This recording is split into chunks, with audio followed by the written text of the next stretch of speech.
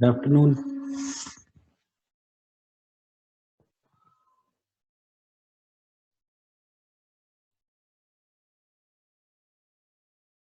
Good afternoon to all of you.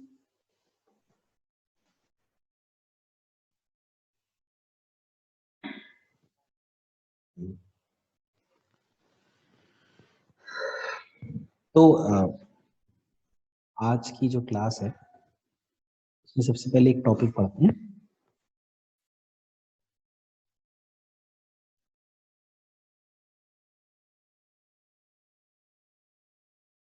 Yes,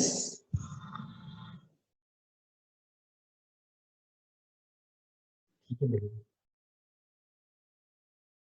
भेज दूंगा। Rotational kinetic energy. हाँ बोलो। मतलब मैंने उसका जवाब दिया था कि नहीं दिया था? नहीं दिया था ना, तो दे दूंगा उसमें टेलीग्राम में। तो रोटेशनल काइनेटिक एनर्जी, इसका जो फॉर्मूला होता है ये होता है हाफ आई ओमेगा स्क्वायर। यहाँ पर I is the moment of inertia. और अब जैसे हम लोग वर्क एनर्जी थ्योरम या फिर कंजर्वेशन ऑफ एनर्जी ट्रांसलेशन में यूज करते थे, उसी तरह से हम लोग अब रोटेशन में भी यूज करेंगे। ठीक है, तो मैं आपको इसी पे बेस्ड एक क्वेश्चन देता हूँ, आप लोग उसको देखिएगा, अदरवाइज हम लोग सॉल्व करेंगे।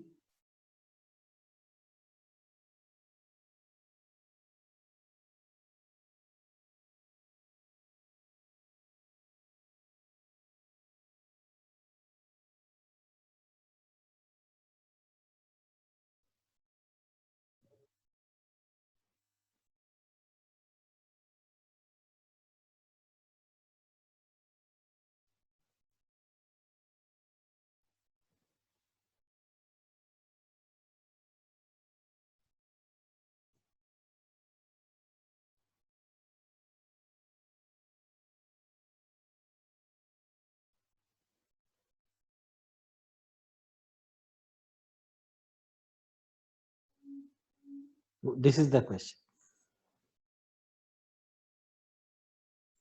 A rod is hinged at the point P, vertically standing upwards. Due to a slight jerk, rod starts to come down. Yes. The angular velocity of the rod just after turning to angle theta is, तो इसमें हम देख सकते हैं कि शुरू में rod ऐसी थी,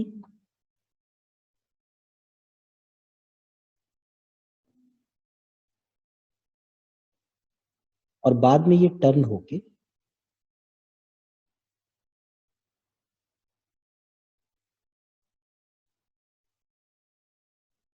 ऐसी हो गई। अब अगर मैं ये जो हिंज वाला पॉइंट है P,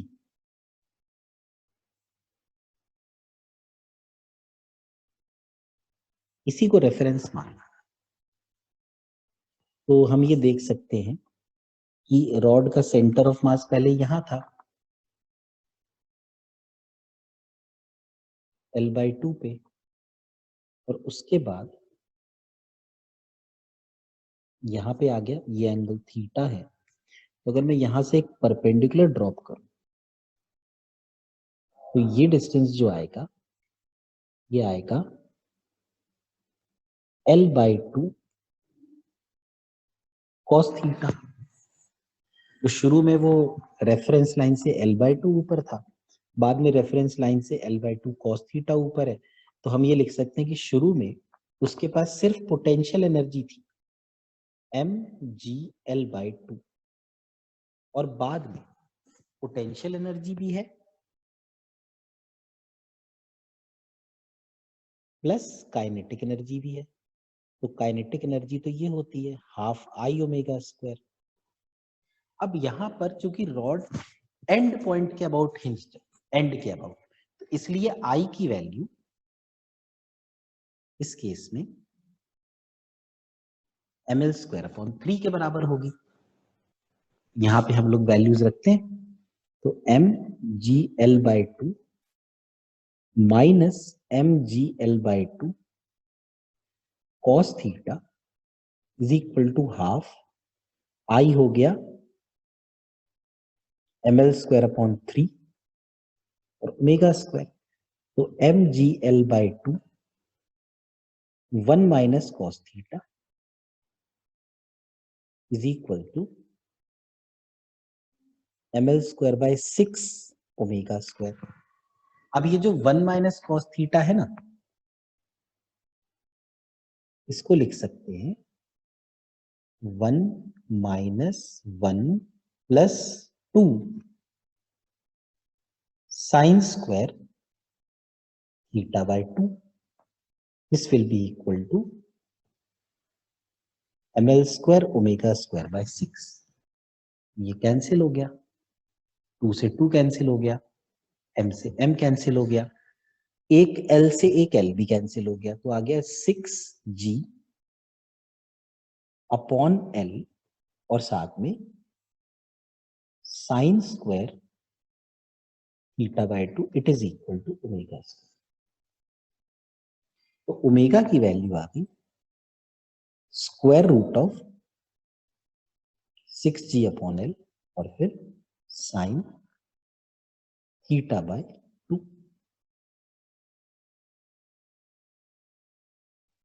this will be the answer.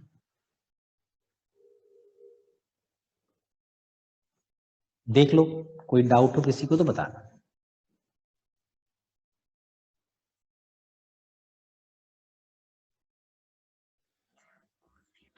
Trigonometric,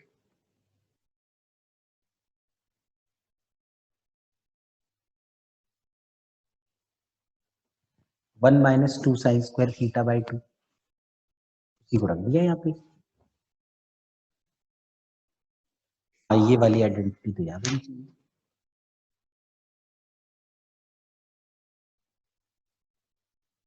ठीक है,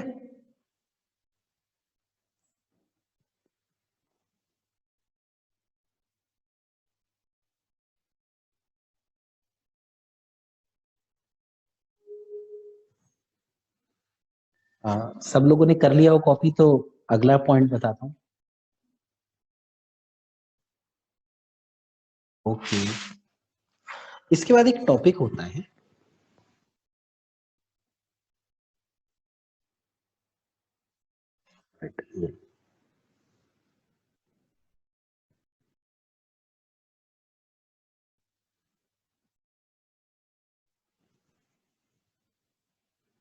इसके बाद एक पॉइंट होता है एंगुलर मोमेंट। तो वैसे तो एंगुलर मोमेंटम की जो डेफिनेशन है वो ये है कि it is the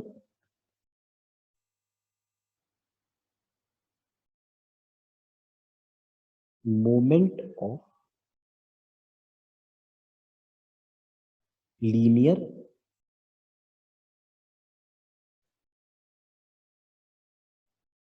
momentum. It is the moment of linear momentum. लेकिन ये जो मोमेंट ऑफ लीनियर मोमेंटम है, ये मोमेंट का मतलब होता है, किसी भी चीज के मोमेंट का मतलब ना उस चीज को पोजीशन वेक्टर के साथ क्रॉस प्रोडक्ट किया जाए। जैसे लीनियर मोमेंटम p है, अगर हम इसका पोजीशन वेक्टर के साथ क्रॉस कर दें तो ये देता है एंगुलर मोमेंटम। अब इसी चीज को लिखने का तरीका ये है r क्रॉस mv। तो m तो स्केलर भी है और कांस्टेंट भी है, तो हम इसे अलग लिख देते हैं। ये आएगा r cross v। This is the basic formula which we should use.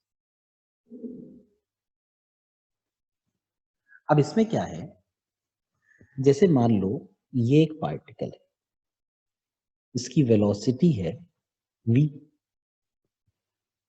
और ये एक पॉइंट है जिसको हम कह सकते हैं एक्सिस, जिसके अबाउट हमको इस पार्टिकल का एंगुलर मोमेंटम निकालना है। तो हम लोग क्या करें, सबसे पहले तो यहां इस तरीके से बना दें, एक्स एक्सिस और वाई एक्सिस, और ये है पोजीशन वेक्टर।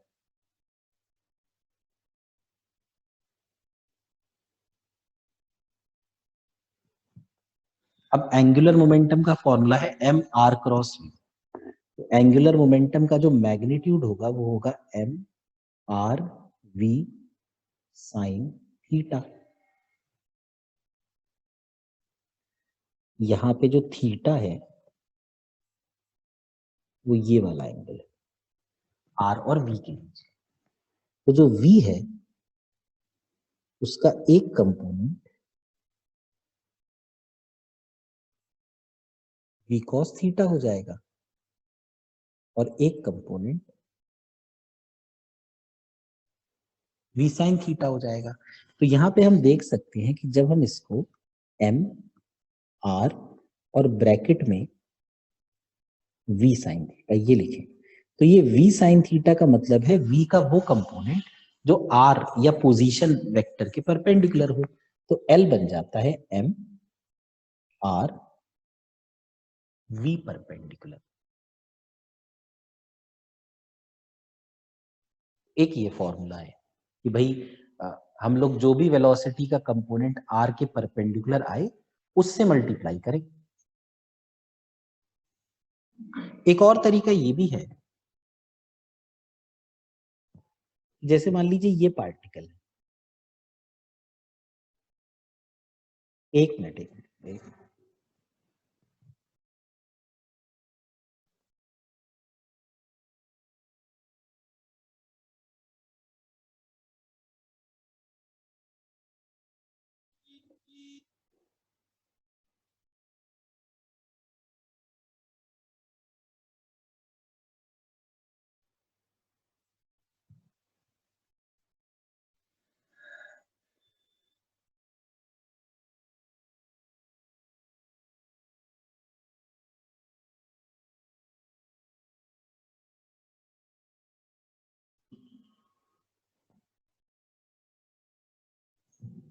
एक और तरीका ये है कि जैसे ये वेलोसिटी है, पार्टिकल यहाँ पे है, उसका मास m है और ये एक्सिस है,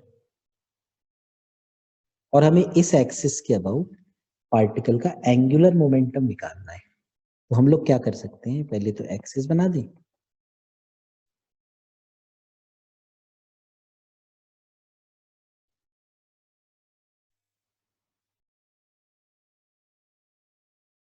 और ये है r। तो ये जो एंगल था थीटा। एंगुलर मोमेंटम का जो मैग्नीट्यूड था वो ये था M R V sine theta. इसको हम चाहे तो ऐसे लिख सकते हैं एम और ब्रैकेट में R sine theta into V. अब एक चीज देखना, जो वेलोसिटी है, हम देख सकते हैं वेलोसिटियां जैसे एक्स एक्सिस के अलॉन्ग है इसकी, तो हम लोग ना एक लाइन बनाते हैं,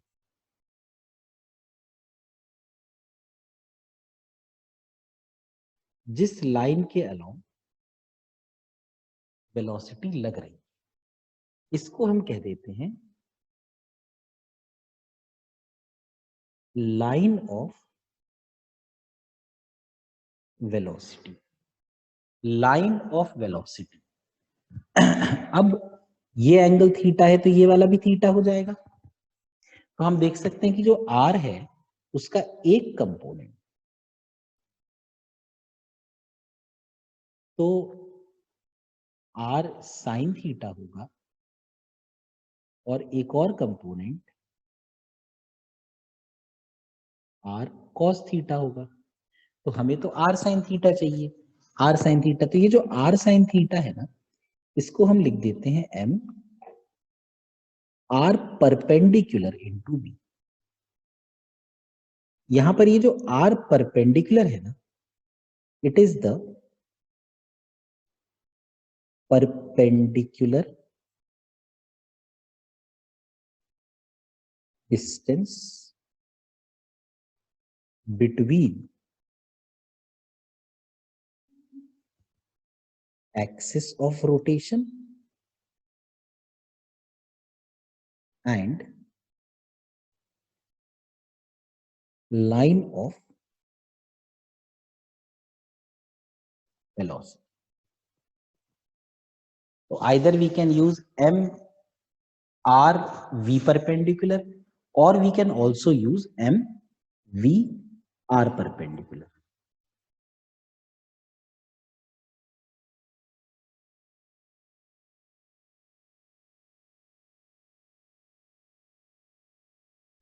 ये वाला कर लो कॉपी।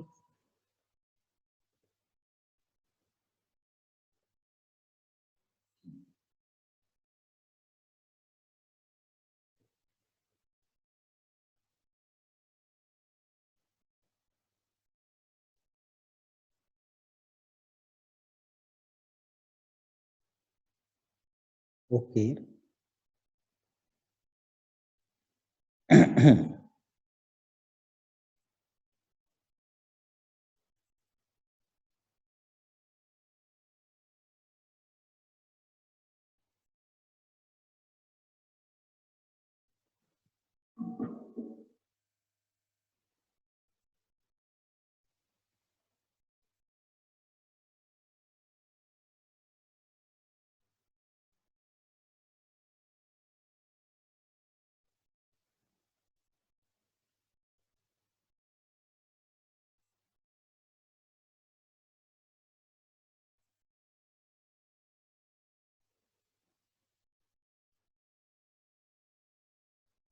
अब जैसे ये वाला क्वेश्चन, इसमें लिखा हुआ है 3 particles A B and C are moving as shown in the figure.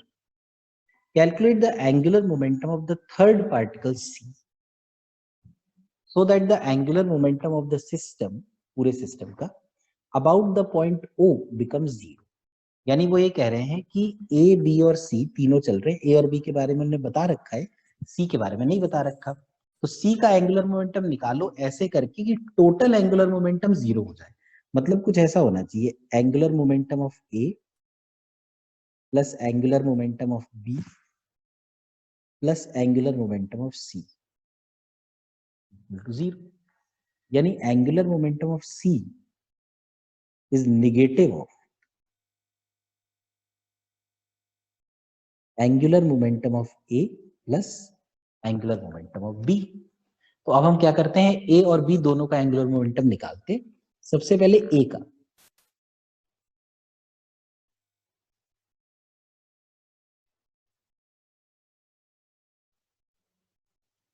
जैसे A पॉइंट ये, इसका मास है 2 kg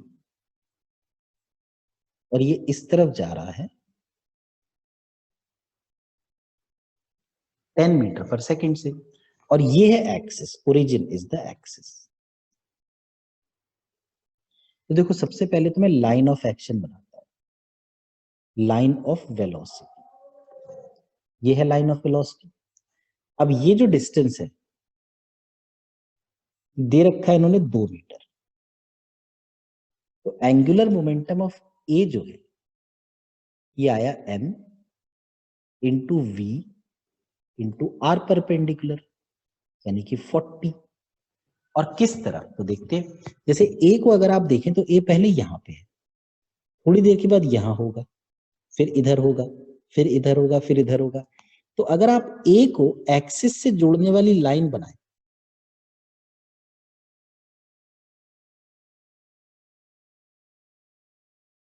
तो ये जो लाइन है ये क्लॉकवाइज डायरेक्शन में घूम रही है। इसका मतलब कि this will be in the clockwise direction. Clockwise direction मतलब निगेटिव होता है, तो इट इज निगेटिव ठीक है। अब बी को देखिए आप, ये बी है, यहां पे एक पार्टिकल है 2 kg और उसकी वेलोसिटी 12 मीटर पर सेकेंड। तो सबसे पहले लाइन ऑफ वेलोसिटी बना दी जाए। लाइन ऑफ वेलोसिटी एक्सिस से कितनी दूरी पर है? 5 मीटर। तो angular momentum of B it is m into v into r perpendicular. तो 2 5 10 और 10 इंटू 12 120। और ये किस डायरेक्शन में होगा देखते हैं। जैसे बी शुरू में यहाँ पे, थोड़ी देर के बाद यहाँ होगा, फिर यहाँ पे, फिर इधर पे। तो जो लाइन है ना एक्सिस को बी से जोड़ने वाली, वो लाइन एंटी क्लॉकवाइज डायरेक्शन में घूम रही है। तो it is in the anti clockwise direction, यानी प्लस के कैप, दिस इज माइनस के cap and this is plus के कैप। अब अगर एल ए और एल बी दोनों को जोड़ दिया जाए, क्योंकि एक प्लस के कैप और एक माइनस के कैप, तो टोटल मिला के L A plus L B ये आ जाएगा -40 आई के कैप प्लस 120 के कैप, यानी कुल मिला के कितना? 80 के। तो एल सी कितना हुआ? Minus of L A plus L B, यानी it will be minus of 80 K cap.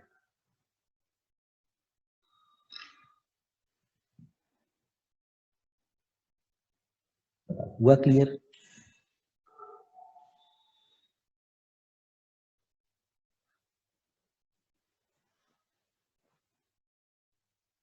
कर लो कॉपी।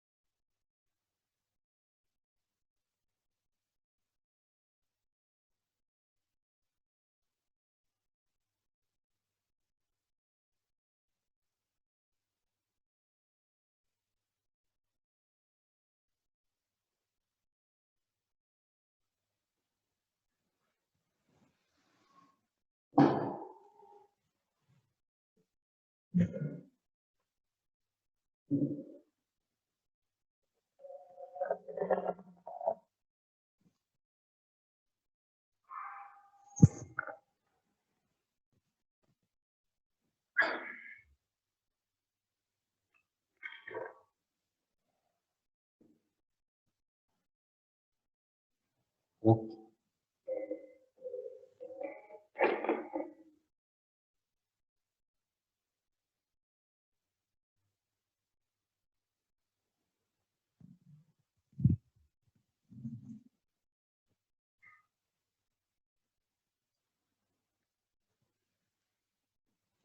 अच्छा इसके बाद एक और टॉपिक,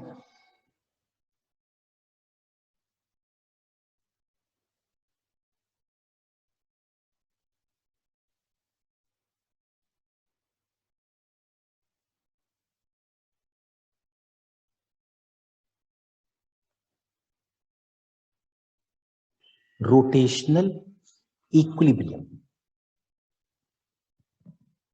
रोटेशनल इक्विलिब्रियम कब होता है? पहली चीज, if the particle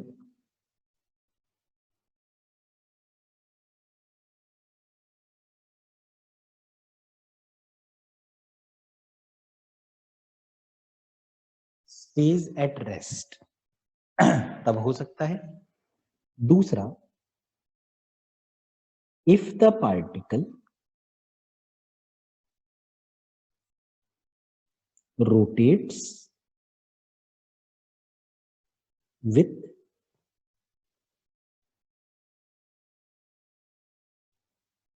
constant angular velocity। इन दोनों ही केसेस में पार्टिकल का जो एंगुलर एक्सेलरेशन होता है वो जीरो हो जाता है, जिस वजह से पार्टिकल पर लगने वाली नेट टॉर्क भी जीरो हो जाती है। तो रोटेशनल इक्विलिब्रियम का बेसिस है कि the torque which is acting in the clockwise direction should be equal to the torque which is acting in the anti-clockwise direction।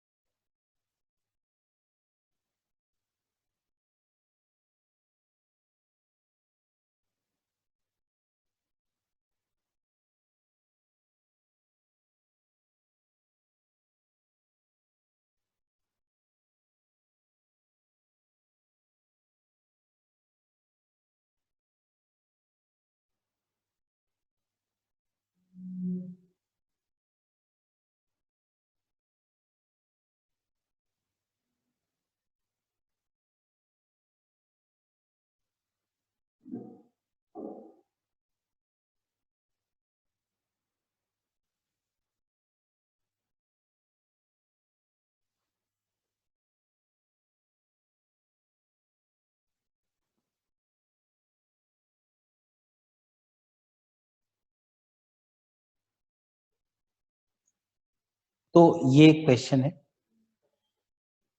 A metre stick जिसकी length 1 metre होती है, it is balanced on a knife edge at its centre.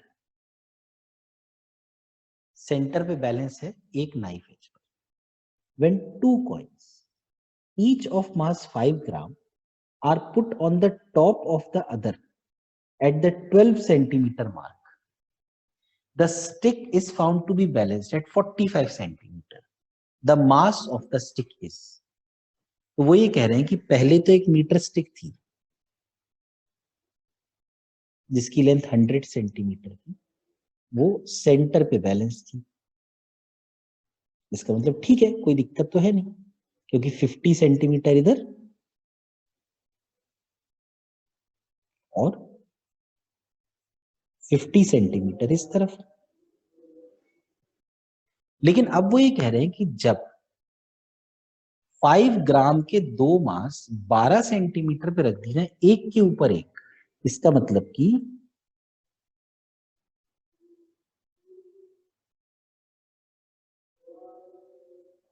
Total 12 centimetre, जो ये वाला है 12 centimetre वाला mark, यहां पे टोटल 10 ग्राम मास रखा है। और फिर जो स्टिक है वो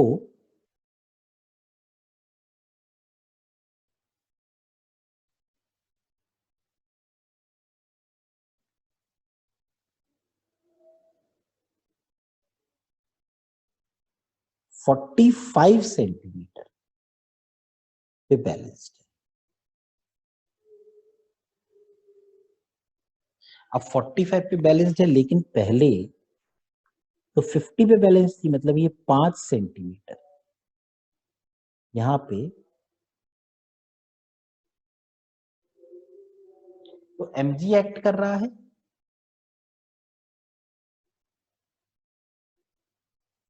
और यहां पे क्या एक्ट कर रहा है, जो ये 10 ग्राम मास है 10/1000 इंटू जी। अब अगर ये इक्विलिब्रियम में है तो जो क्लॉकवाइज टॉर्क और जो एंटी क्लॉकवाइज टॉर्क वो बराबर।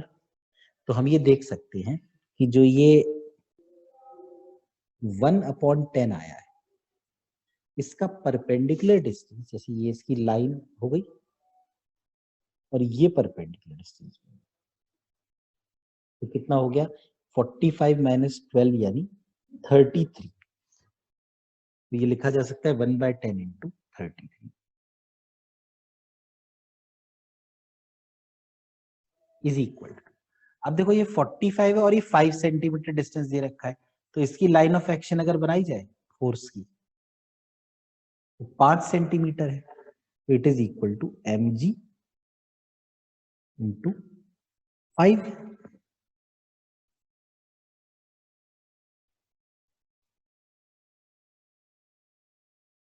पूरा क्लियर?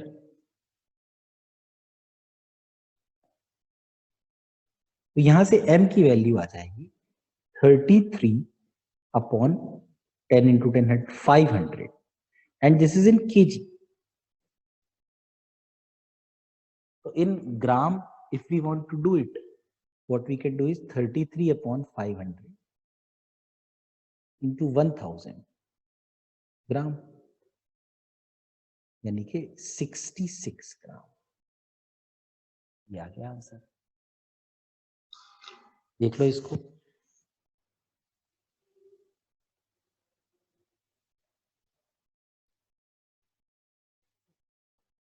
एक मिनट.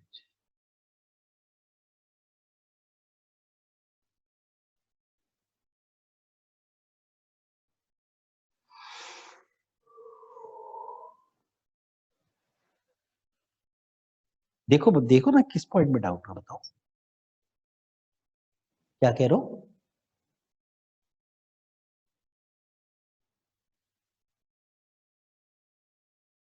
भाई mg तो फोर्स है, और उसका तुम देखो ना, ये जो एक्सिस है, नाइफ की एज जो है, इससे परपेंडिकुलर डिस्टेंस कितना है, क्योंकि नाइफ की एज 45 सेंटीमीटर पे थी, सेंटर ऑफ मास तो 50 पे होगा ना.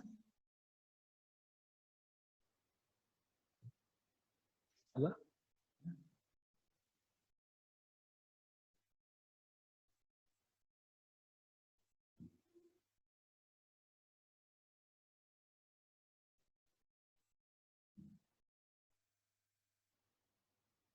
ठीक है.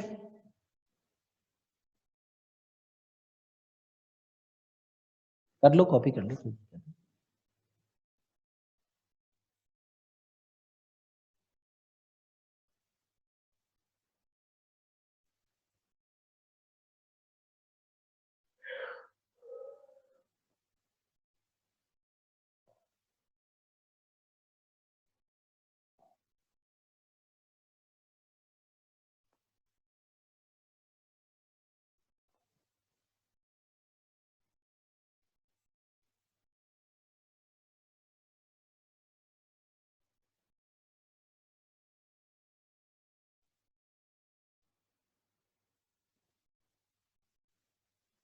जब कर लो कॉपी तो बता दो.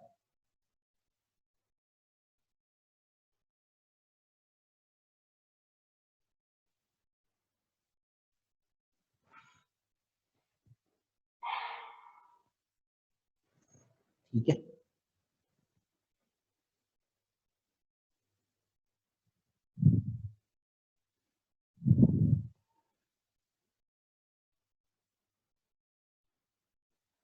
इसके बाद एक क्वेश्चन मोमेंट ऑफ इनर्शिया पे ही है, थोड़ा सा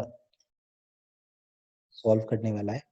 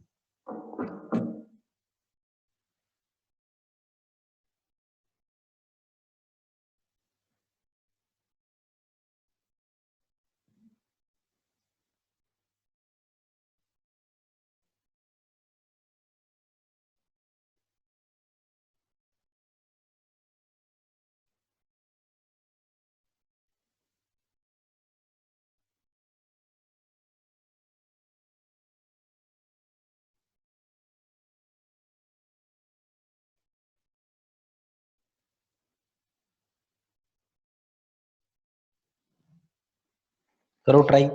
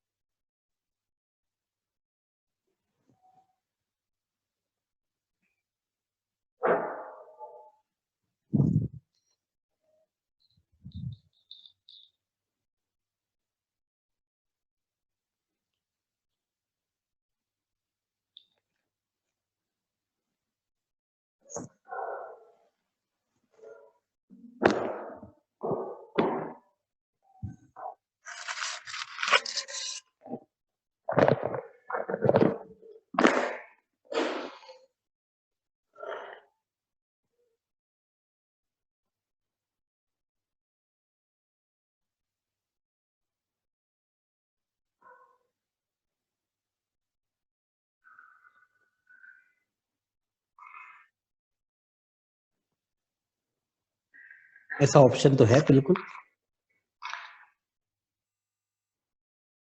नहीं, इंटीग्रेशन से क्यों करना पड़ेगा, नॉर्मल तरीके से करें।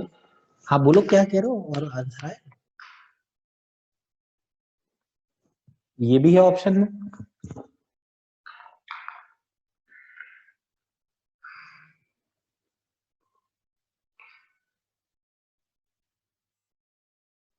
कितना आ रहा है?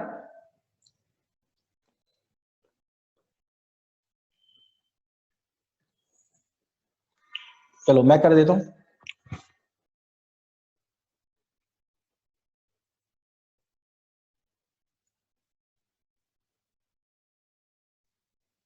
ये एक डिस्क है, इस डिस्क का मास है 6m और रेडियस है r, और 4 पार्टिकल्स, हर एक का मास जिनका m है वो यहां है, रेडियस इज r। लिखा है moment of inertia of this system about an axis passing through one of the particles, मतलब कि एक्सिस यहां मान लेते हैं। तो अब देखो, पहले तो पार्टिकल्स का मोमेंट ऑफ इनर्शिया निकालना पड़ेगा। इस सवाल को करने के दो तरीके। एक तरीका तो क्या है कि आप अलग अलग करके सॉल्व करें, जैसे कि आप इस एक कैपिटल एम को देखें तो इसका डिस्टेंस यहां से r√2, तो आप लिखेंगे m r√2 स्क्वायर। दूसरे m को अगर आप देखें तो उसका डिस्टेंस 2r होगा, तो आप लिखेंगे प्लस m 2r का स्क्वायर। तीसरे मास को अगर आप देखेंगे तो उसका डिस्टेंस अगेन r√2 होगा, प्लस m r√2 स्क्वायर। और चौथा मास तो एक्सिस पे रखा है तो उसका मोमेंट ऑफ इनर्शिया तो 0 हो गया। उसके अलावा ये जो डिस्क है, इस डिस्क का मोमेंट ऑफ इनर्शिया अपने सेंटर के अबाउट तो हाफ mr स्क्वायर होता है, half into 6m into r square. अब इस एंड वाले पॉइंट के अबाउट होगा 3/2 और 6m इंटू r स्क्वायर। तो ये कितना आ जाएगा, सॉल्व करके देखते हैं। 2mr square plus 4mr square plus again 2mr square plus 9mr square. तो 9 प्लस 4 हो गया 13, 13 प्लस 4 हो गया 17mr square. This should be the answer.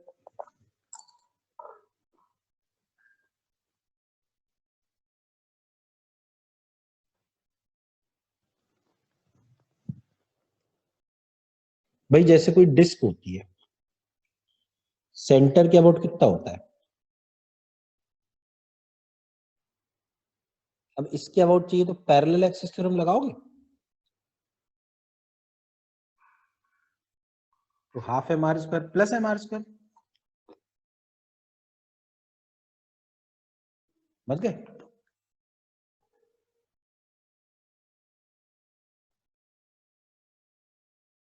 एक तरीका और है, देखो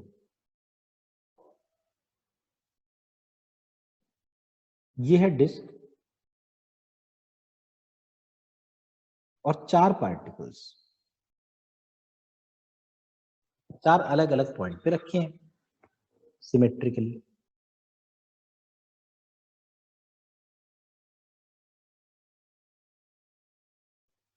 सबसे पहले हम ये जो एक्सिस है ना, ये वाला सेंटर से पास करने वाला, इसके अबाउट मोमेंट ऑफ इनर्शिया निकालते हैं। तो डिस्क का आएगा हाफ,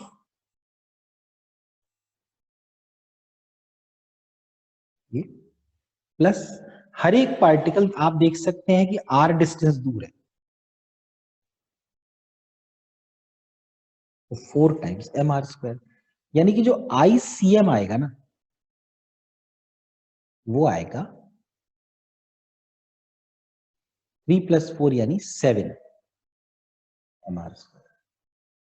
अब ICM मिल गया, पर हमको निकालना किस एक्सिस के अबाउट था, इस एक्सिस के अबाउट। अब आप देखिए पूरा जो मास है, पूरा मास है कितना, 6m तो डिस्क का है और 4m पार्टिकल्स का है, तो कुल पूरा 10m मास है। तो I हो जाएगा जो एक्सिस के अबाउट वो होगा ICM प्लस टोटल मास है 10m इंटू टोटल मास का कितना डिस्टेंस है r²। तो I आ गया 17 mr²।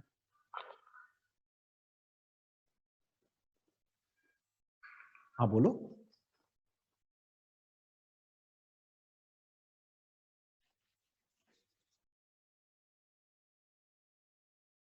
टोटल मास का, बिल्कुल सही।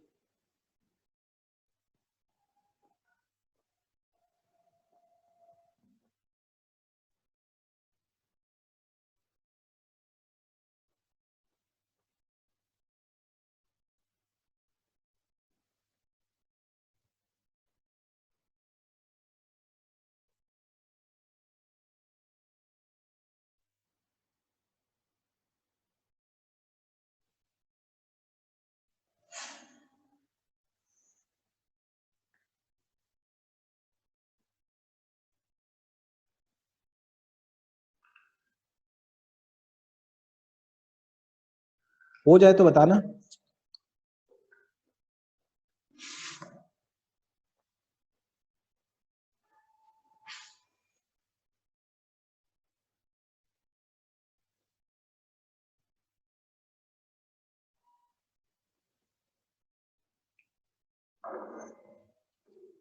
इसके बाद एक टॉपिक है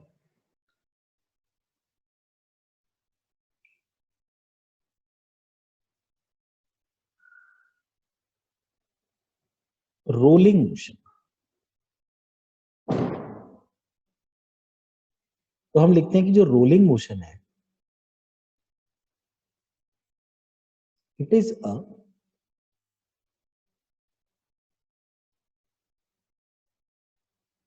combination of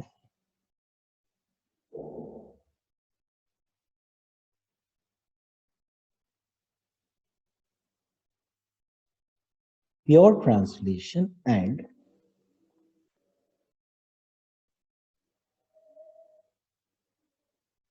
प्योर रोटेशन। जैसे कि आप ये देखिए, सपोज कोई व्हील ग्राउंड पे रोल कर रहा है, तो रोल करने का मतलब कि उसका सेंटर आगे जा रहा है और बॉडी अपने सेंटर के अबाउट ऐसे घूम रही है। तो हम लोग अगर चाहें तो इस मोशन को दो अलग अलग हिस्सों में तोड़ सकते हैं। जैसे कि फॉर एग्जाम्पल कोई साइकिल का पहिया है तो वो इस तरीके से रोल करता है। अब आप मान लीजिए कि साइकिल के पहिए को आप ग्राउंड से ऊपर उठा दें, तो क्या वो आगे जा पाएगा? बिल्कुल नहीं जा पाएगा, बिल्कुल नहीं जा पाएगा। लेकिन अगर हम उसको चलाने की कोशिश करें तो वो चलेगा जरूर। मतलब कि रोटेशन, सर्कुलर मोशन जरूर करेगा, या रोटेशनल मोशन भी कह सकते हैं। सपोज पहिया थोड़ा सा ऊपर है तो it is only doing this rotation and not doing translation. इस केस में अच्छा ये चीज कहलाती है प्योर रोटेशन। और दूसरा आप क्या कर सकते हैं, मान लीजिए आप साइकिल को ना बिल्कुल दोनों ब्रेक्स कस के लगा लें और साइकिल को आगे की तरफ धक्का दें, तो क्या आप उसके पहिए घूम पाएंगे?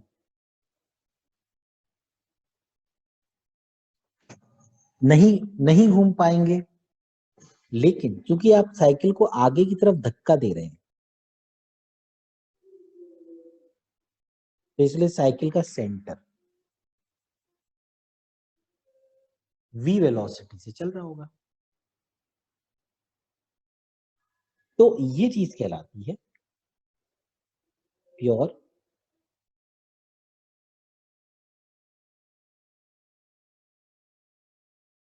ट्रांसलेशन। अब अगर आप यहाँ पे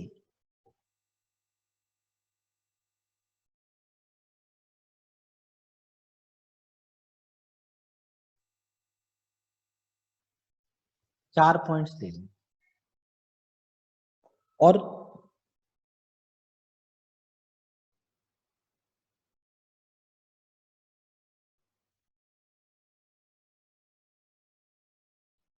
चार पॉइंट्स यहाँ ले लें, तो प्योर रोटेशन में चूंकि सारे पॉइंट्स सेंटर से आर डिस्टेंस पे हैं, तो हर पॉइंट की वेलोसिटी का मैग्नीट्यूड आर ओमेगा होगा। कैसे? जैसे इस वाला पॉइंट की वेलोसिटी का इधर होगा, इस वाले पॉइंट की वेलोसिटी का इस तरफ।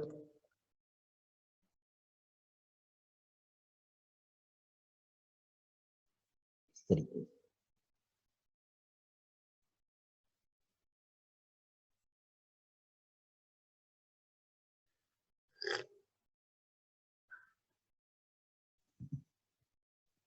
और अगर प्योर ट्रांसलेशन की बात करें तो ट्रांसलेशन में तो जो सेंटर की वेलोसिटी होती है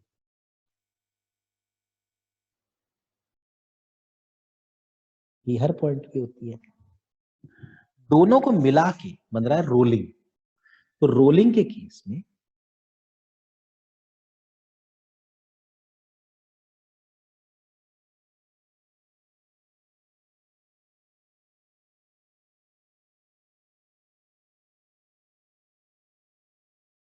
जो सबसे ऊपर वाला पॉइंट है इसकी आप देख सकते हैं यहाँ आर ओमेगा, यहाँ भी, दोनों सेम डायरेक्शन में, ये इस तरफ हो जाएगी।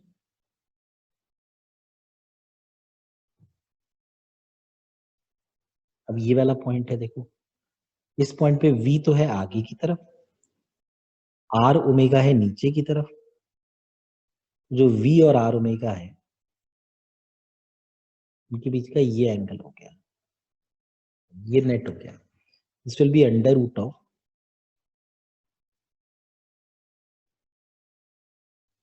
V square plus R omega का होल स्क्वायर।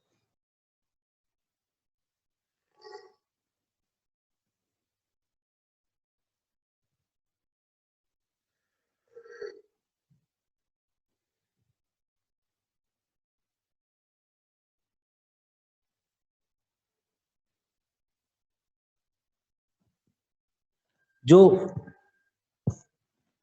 ये वाला पॉइंट है, बॉटम मोस्ट पॉइंट को अभी हम रहने देते हैं, क्योंकि ना इसमें मुझे ये नहीं पता कि V बड़ा है कि आर ओमेगा बड़ा है।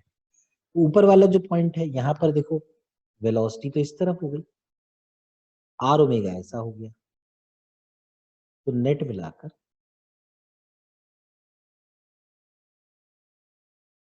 इस तरह से हो गया under root of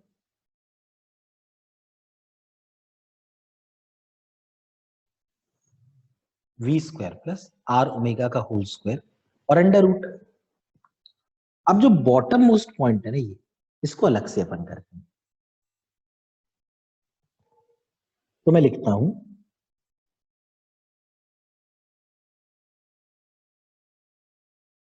velocity of the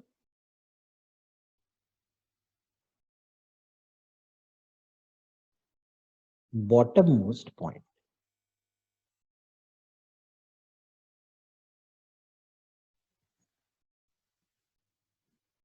जो बॉटम मोस्ट पॉइंट है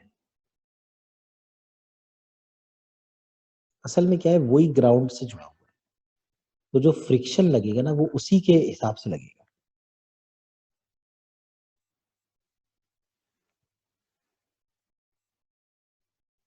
उसकी वेलोसिटी आगे की तरफ V और पीछे की तरफ R होगा। मैं लिखता हूं केस 1 कि अगर V R ओमेगा से ज्यादा हो, उस केस में जो ये वाला पॉइंट है उसकी वेलोसिटी इस तरफ V माइनस आर ओमेगा हो जाएगी। अब जो ग्राउंड है उसकी वेलोसिटी तो जीरो है, तो ग्राउंड ये कहेगा कि ये जो पॉइंट मेरे कांटेक्ट में है ना, ये जो सिंगल जो पॉइंट है ये आगे की तरफ जा रहा है, तो ग्राउंड इस पर एक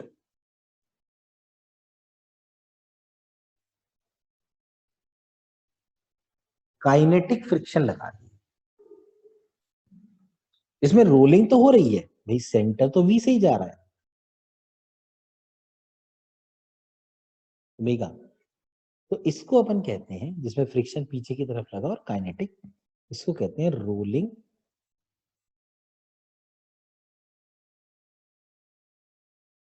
with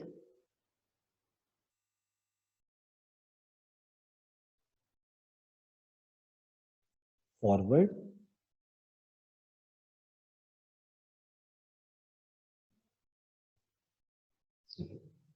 rolling with forward slipping.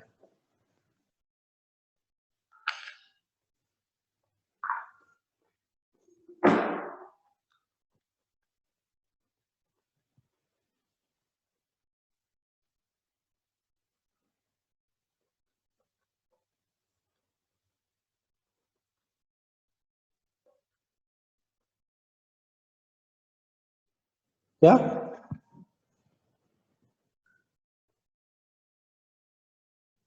ये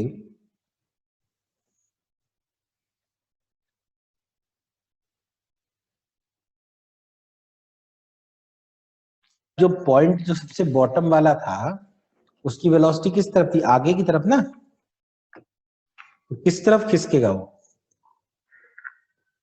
वही तो है।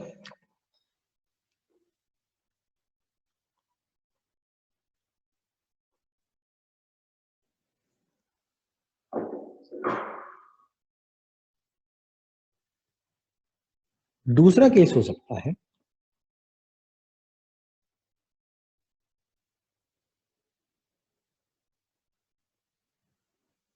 कि v is less than R omega.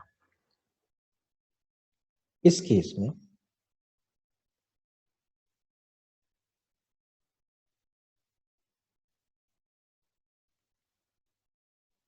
ये वाला पॉइंट, इसमें वेलोसिटी आगे की तरफ v, पीछे की तरफ आर ओमेगा, लेकिन चूंकि आर ओमेगा बड़ा है, इस पॉइंट की वेलोसिटी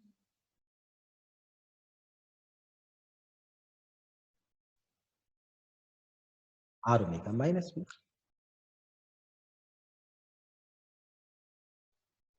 अब ग्राउंड ये कहेगा कि जो पॉइंट मेरे कांटेक्ट में वो तो पीछे जा रहा है, तो ग्राउंड इस पर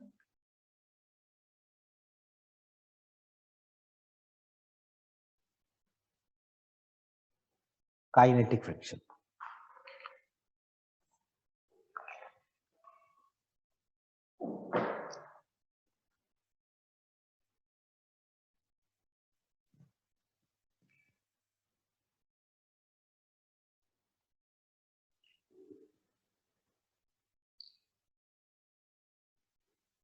और इसका नाम होता है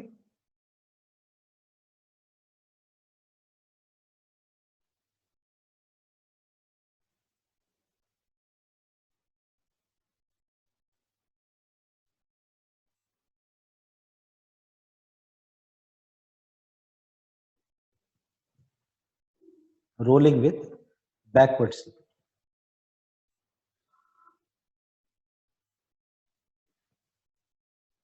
और एक तीसरा केस हो सकता है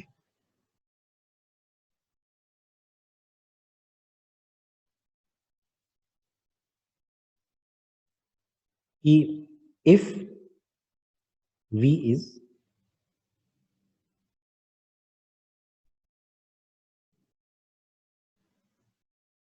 इस केस में जो ये बॉटम वाला पॉइंट है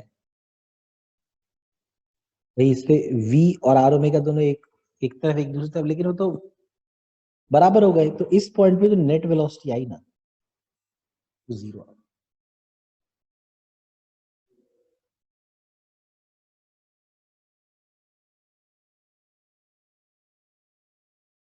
तो अब ग्राउंड तो वैसे ही रुका हुआ था, ग्राउंड ने देखा कि ये भी रुक गया, तो ग्राउंड इस पर अब काइनेटिक फ्रिक्शन तो लगा नहीं सकता। अगर बाई चांस ग्राउंड कोई फ्रिक्शन लगा भी सकता है, तो वो स्टैटिक फ्रिक्शन है। तो इस केस में एफ के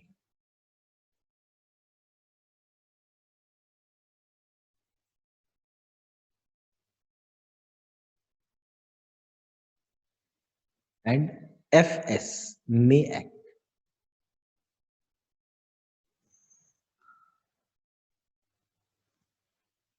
इसका नाम होता है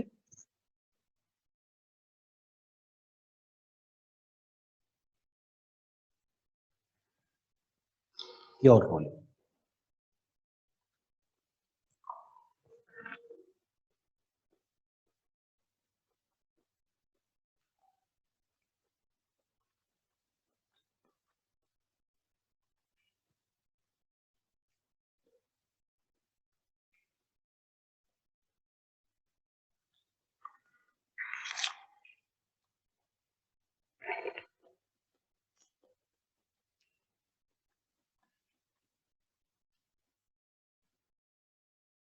बोलो।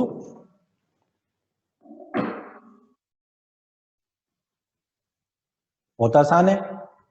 जैसे तुम एकदम से बाइक चलाते चलाते ब्रेक लगा दो, ब्रेक लगाने से क्या होगा, ओमेगा खत्म हो जाएगा, तो v बड़ा हो गया, ओमेगा छोटा हो गया। दूसरा एक एग्जांपल होता है, जैसे कई बार तुमने देखा होगा कि जैसे जो स्पीड वाली मूवीज होती हैं, बहुत तेज जिसमें कार चलती है, उसमें वो पहले ना एक्सीलेटर देते जाते हैं और फिर एकदम से मतलब और बहुत तेज चलती है।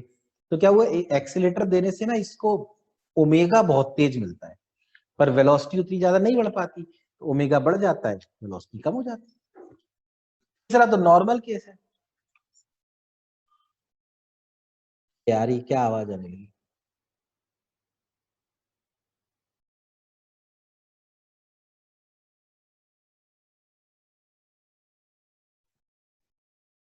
तीसरा तो नॉर्मल केस है, मतलब जैसे होता है नॉर्मली जब कोई बाइक चलती है, कोई कार चलती है, तो उसके टायर और ग्राउंड के बीच में मतलब रिलेटिव वेलोसिटी जीरो हो जाती है।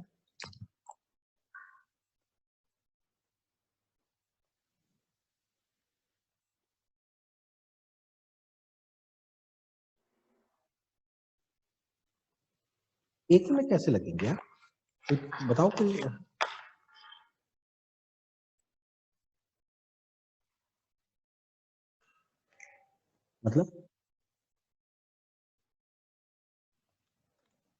मतलब अगर थ्योरेटिकली ऐसा हो जाए कि v इधर, ठीक है ना, तो इस पॉइंट पे v भी इधर होगा, ओमेगा आर ओमेगा भी इधर होगा, तो नीचे वाले पॉइंट पे v और आर ओमेगा बराबर।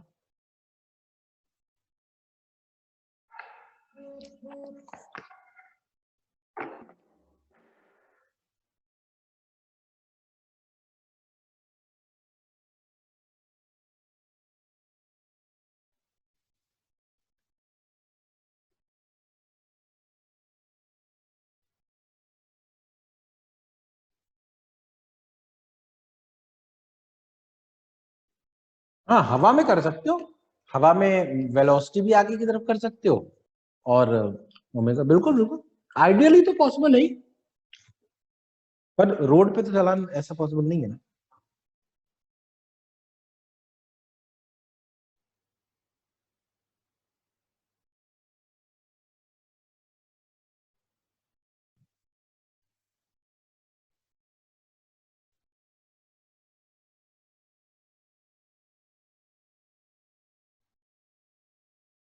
हुआ क्लियर।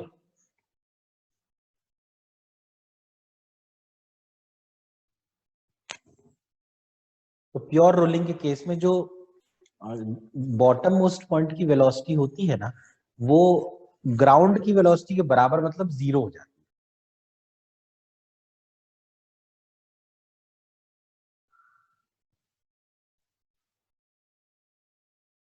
ठीक है।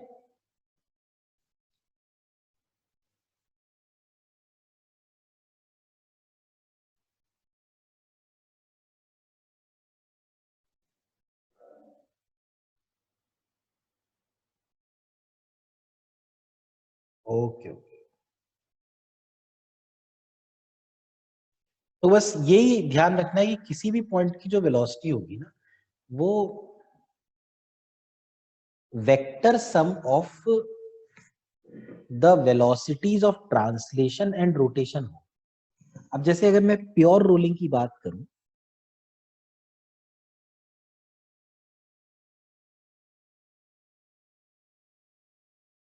तो प्योर रोलिंग के केस में ये तो हमें समझ में आ ही गया कि v और आर ओमेगा बराबर।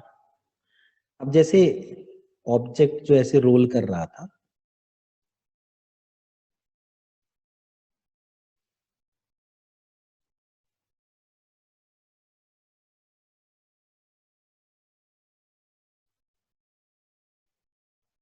सबसे ऊपर वाला जो पॉइंट है,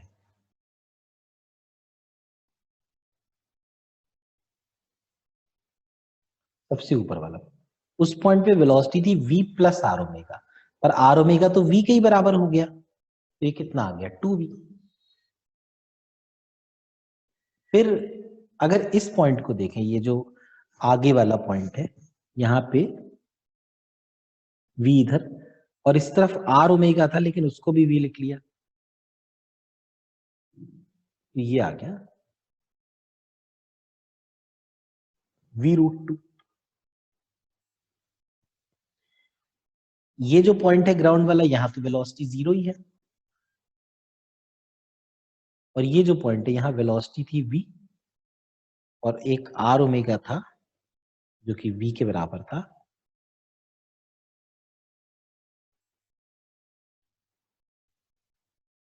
दोनों का नेट आ गया v√2। अच्छा, इनके अलावा suppose there is some other point,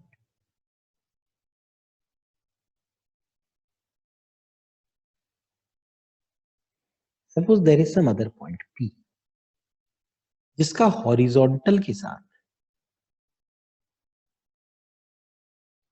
angle, sorry vertical के साथ, जिसका वर्टिकल के साथ एंगल थीटा है और pure rolling is going on, तो हमसे कहते हैं p पॉइंट की वेलोसिटी निकालो। तो हम कहेंगे भाई अगर देखो ये वेलोसिटी v है तो p पॉइंट की वेलोसिटी इस तरफ v ही आएगी, और अगर ये ऐसे घूम रहा है तो एक v इस तरफ आ गया। अब ये जो दो वेलोसिटीज है,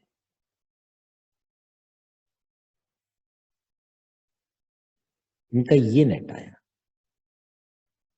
तो ये एंगल कितना होगा देखें, ये भी थीटा है, तो ये वाला angle theta, this will B V net. तो वी नेट आ जाएगा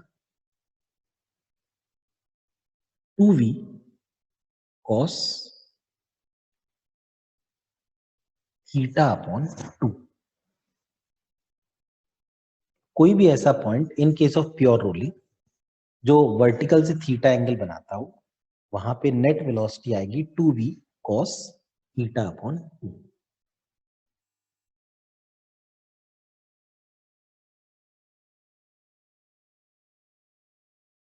यहां वर्टिकल का मतलब है अपवर्ड वर्टिकल।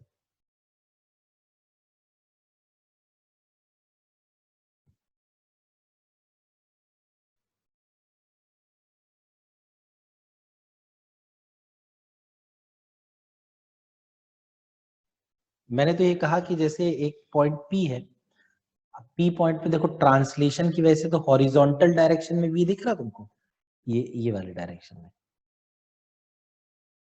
और रोटेशन की वजह से वेलोसिटी टेंजेंट के अलोंग आ गई। अब इनके बीच नेट निकाल लो।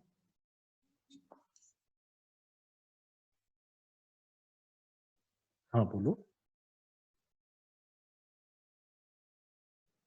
अब जैसे अगर मान लो एक पॉइंट ये ले लिया जाए, अब मान लीजिए इसको थीटा ले रहे हैं, ठीक है सपोज, तो एक तो टेंजेंशियल ये वाली आ गई, देखो ये भी आ गई बिकॉज ऑफ ट्रांसलेशन, और एक ये वेलोसिटी आ गई। तो हम लोग क्या कर सकते हैं, देखो ये थीटा है तो ये भी थीटा हो जाएगा, तो ये हो जाएगा 90 माइनस थीटा, और ये पूरा 90, तो दोनों वेलोसिटीज के बीच का एंगल यहाँ पर 90 माइनस थीटा 180 माइनस थीटा हो जाएगा। तो इनके बीच नेट आएगा 2v cos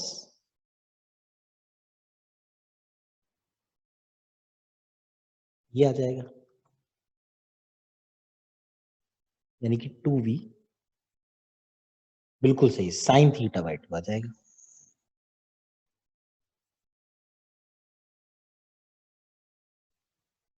ठीक है ना?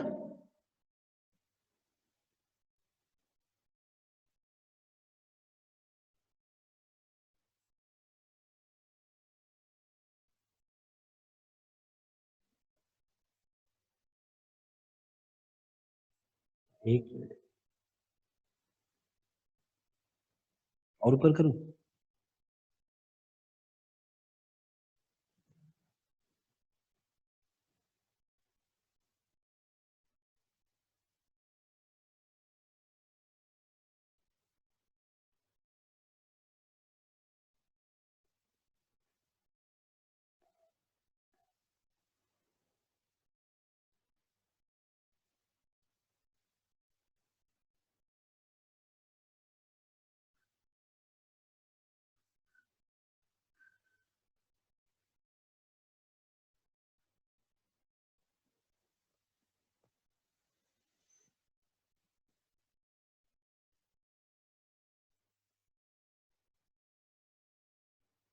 तो ये वाला सवाल ट्राई कर लो। हो गया? आंसर तो बेटा पता नहीं, अभी देखते हैं।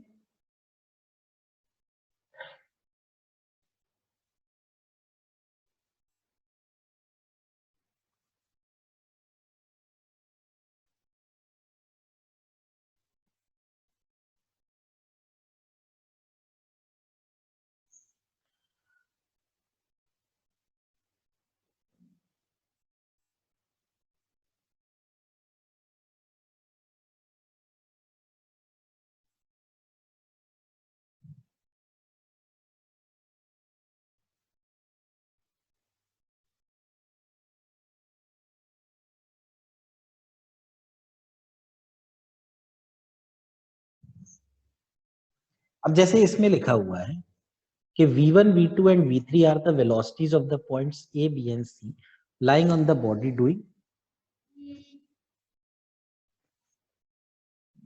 pure rolling motion, then correct order of velocities will be। तो इसमें हम देख सकते हैं कि जो a पॉइंट है उसकी वेलोसिटी तो 2v होती है, जो b पॉइंट है उसकी एक v हॉरिजॉन्टल और एक v वर्टिकल करके ऐसी होती है v√2, और जो नीचे वाला पॉइंट होगा उसकी एक ट्रांसलेशन वाली और एक रोटेशन वाली मिलाकर कुछ ऐसे आएगी, है ना? तो मेरे को ऐसा लगता है कि ए पॉइंट की सबसे ज्यादा होगी, उससे कम बी पॉइंट की और उससे कम सी पॉइंट। तो v1 शुड बी लार्जेस्ट, ये आंसर आ जाएगा।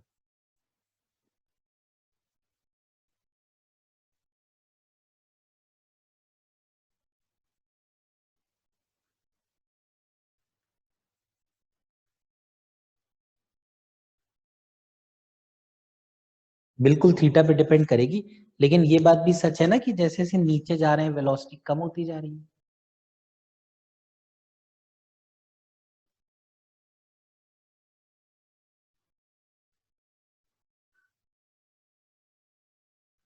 देख लो, तुम खुद ही देख लो। वैसे एक ये भी देखा जा सकता है कि जैसे वी नेट जो है,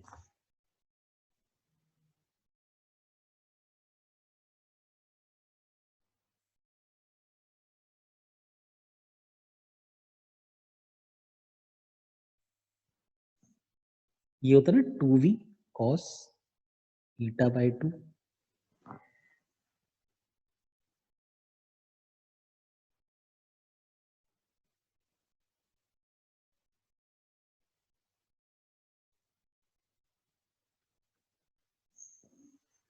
तो जैसे अब कोई भी पॉइंट लिया जाए तो उसमें जैसे v और ये जो ये v है दोनों, उनके बीच का थीटा होता है। तो ये थीटा जैसे जैसे कम होता जाएगा वैसे वैसे ये cos थीटा बाई 2 बढ़ता जाएगा। तो सबसे कम थीटा कब है? ए पर।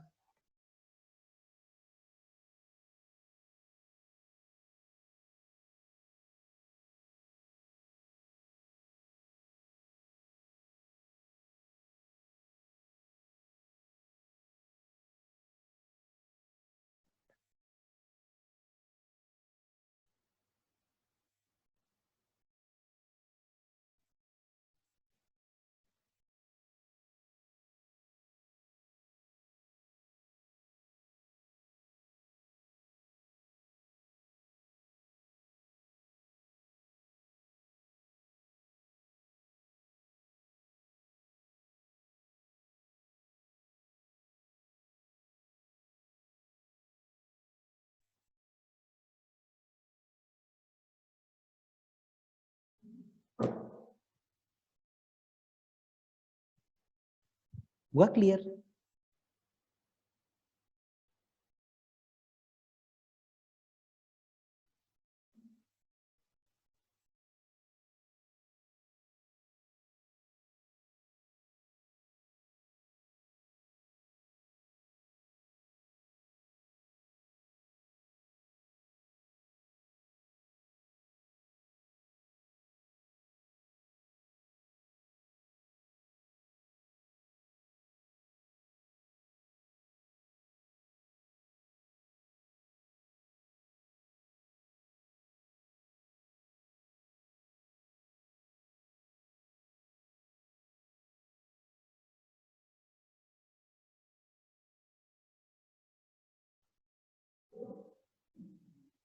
ठीक है, अब देखो इसके बाद, जैसे ना सपोज कोई भी ऑब्जेक्ट रोलिंग कर रहा है, सपोज कोई भी ऑब्जेक्ट ऐसे जा रहा है, ये v और ये ओमेगा, और ये चलते चलते मान लो ऐसे ऊपर की तरफ जाने लगा, तो ऊपर की तरफ जाने से ये तो हम मानते हैं ना कि इसकी पोटेंशियल एनर्जी बढ़ेगी।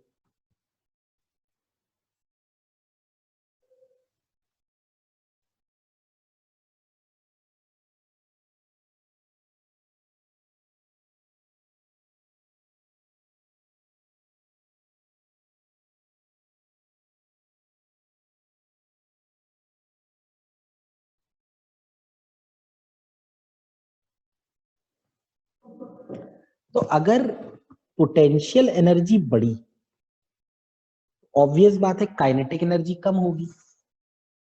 अब अगर आप किसी पॉइंट पे देखें काइनेटिक एनर्जी कम हुई, तो काइनेटिक एनर्जी देखो ट्रांसलेशन वाली तो ये है और रोटेशन वाली ये है, यानी वेलोसिटी भी कम होगी और ओमेगा भी कम होगी, क्योंकि v is equal to I R omega. तो जब ये इधर जा रहा है तो ये वेलोसिटी v1 कम हो गई। अब हम कहेंगे ये वेलोसिटी कैसे कम हो गई? भाई वेलोसिटी कम करने के लिए तो रिटार्डेशन चाहिए। तो आप देख सकते हैं कि अगर यहां पर एंगल थीटा हो, एक जी साइन मतलब एम जी ऐसे लगेगा, एम जी साइन थीटा, ये जो जी साइन थीटा है ये इस वेलोसिटी को कम कर रहा होगा।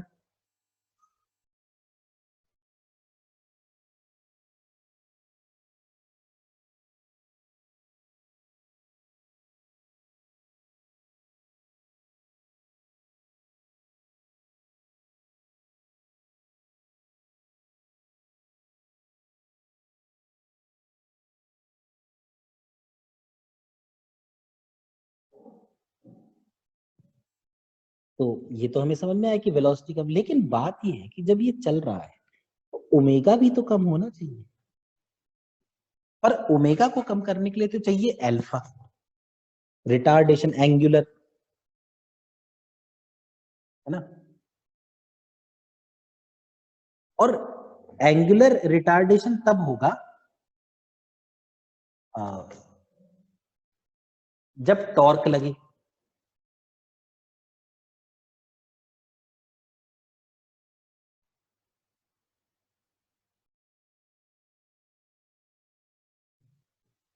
अब mg जो है, जैसे mg,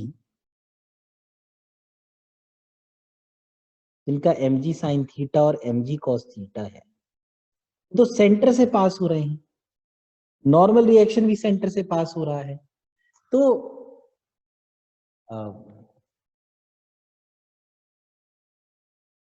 टॉर्क इनकी तो जीरो हो गई। तो सिर्फ एक ही फोर्स बचती है, फ्रिक्शन, जो इसको रिटार्ड कर पाए।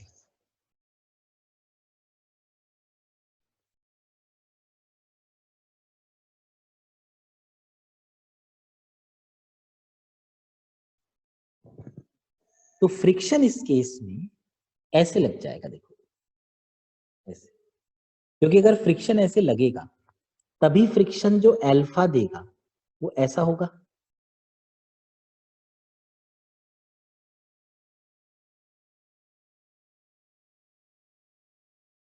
तो इसीलिए किसी भी इंक्लाइंड प्लेन पर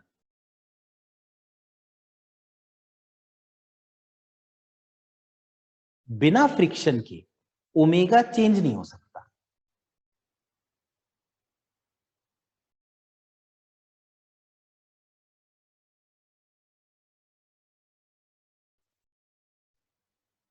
किसी भी इंक्लाइंड प्लेन पर बिना फ्रिक्शन के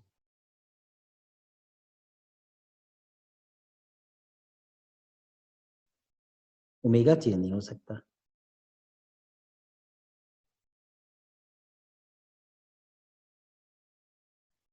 अगर अगर स्मूथ है तो।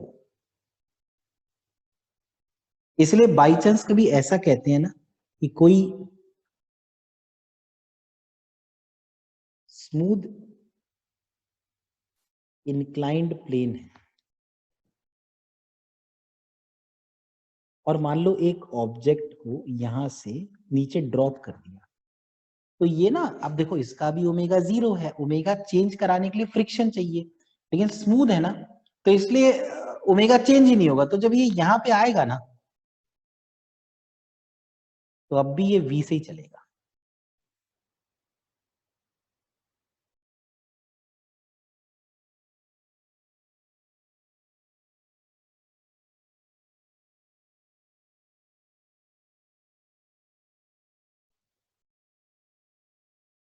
अगर हमने कुछ ओमेगा दे दिया स्टार्टिंग में, ओमेगा 1, तो यहां भी ओमेगा 1 रहेगा। मतलब जो भी ओमेगा आप दे दें या नहीं दें, वो ओमेगा चेंज नहीं होता।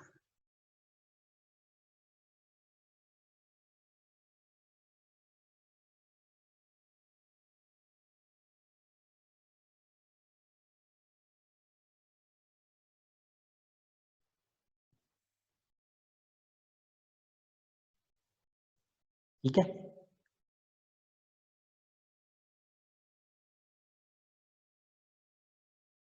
तो मैं आपको एक, हाँ बोलो बोलो। अगर हाँ हाँ हाँ हाँ, बिल्कुल बोलो।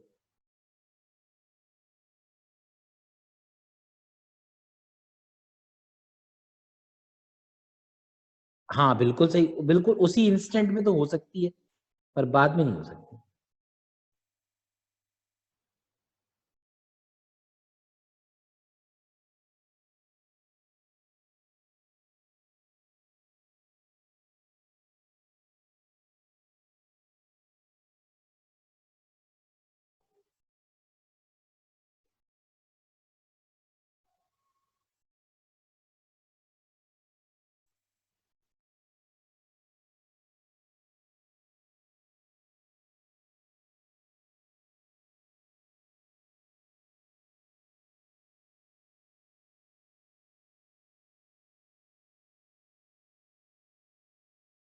एक मिनट।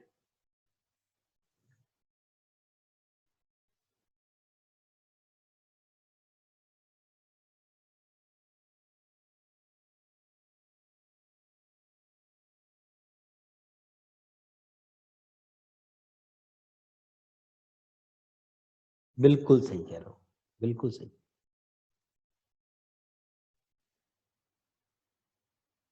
हाँ बिल्कुल, क्यों नहीं।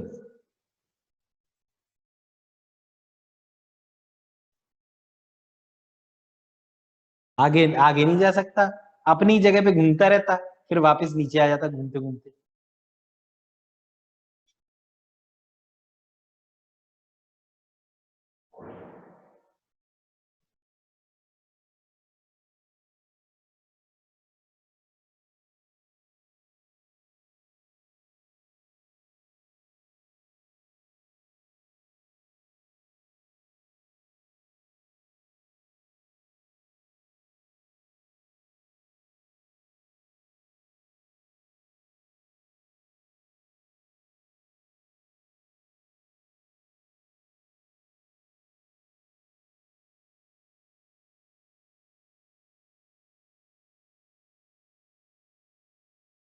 तो let us do this problem, try करें इसको।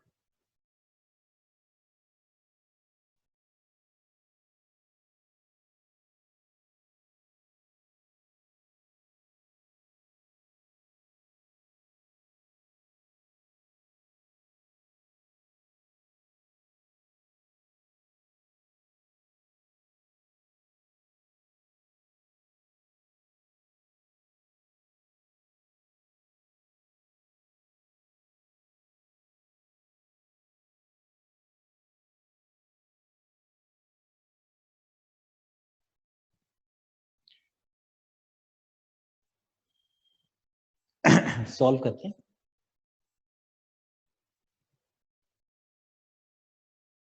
देखो ये जब ये सॉलिड स्फीयर लिखा है, a solid sphere is released from rest from the top of a curved surface as shown in the figure. Half portion of surface is rough and other half is smooth. If sphere is released from rough side, then the maximum height attained by it on the smooth side. अब rough surface पे जब ये यहाँ पहुंचा तो उसकी हम लिख सकते हैं mgh is equal to half mv square plus half I omega square.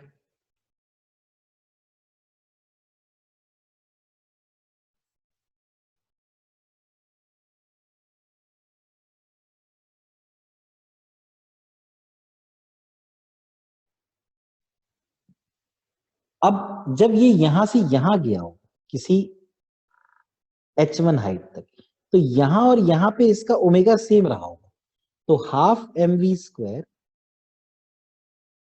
Plus half I omega square is equal to ऊपर आके mgh1 plus half I omega square. ये समझ में आया? ये पहला इक्वेशन ये और फिर ये वाला।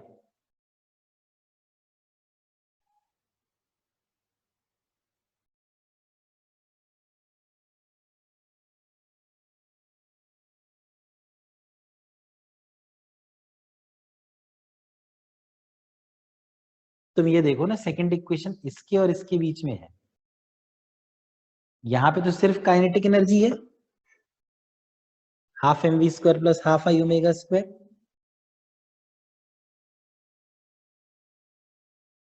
यहाँ पे पोटेंशियल तो है mgh1 लेकिन वहां पे जाके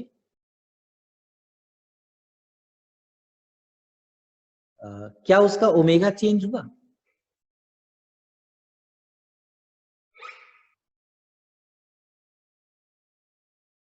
नहीं ना, तो इसलिए वो तो लिखना पड़ा।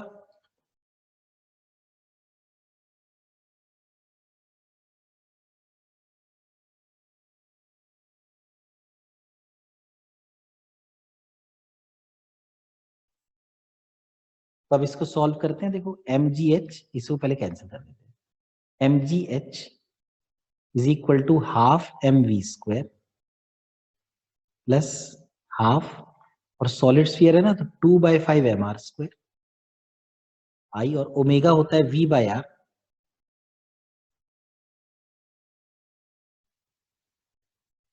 तो ये आ जाएगा half mv square plus 1/5 mv square, यानी 7/10 mv square is equal to mgh। तो mv स्क्वायर आया 5 mgh upon 7।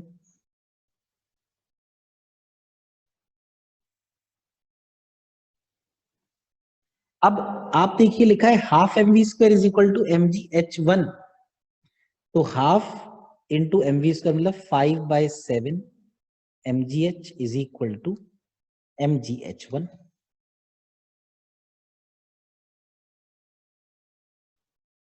This is sorry 7/10 mv square, 10/7 है ना, तो h1 आ गया 5h/7।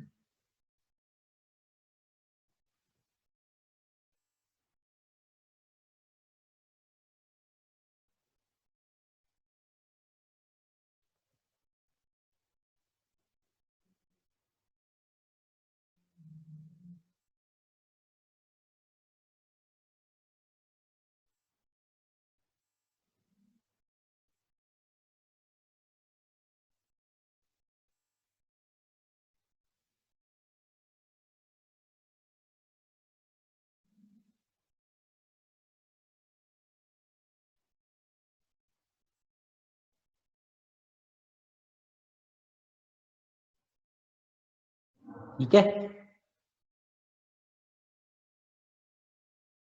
so this is all for today's class। हाँ बोलो।